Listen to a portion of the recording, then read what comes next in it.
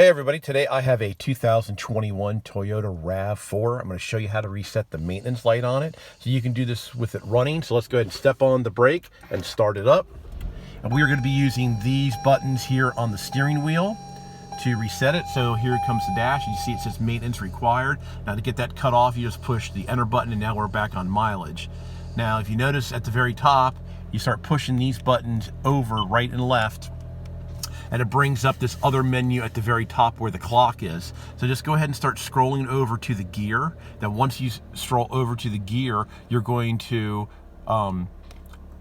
be on this screen, and then you can start scrolling down on the gear, and you want to go to vehicle settings, and you want to hold the OK button down, and that brings up this next screen, and then you can scroll down to scheduled maintenance, push OK to reset data, then you're going to go up one to yes and hit yes. Reset completed. It's that easy. It's just these buttons, and it's in the gear menu on the dash.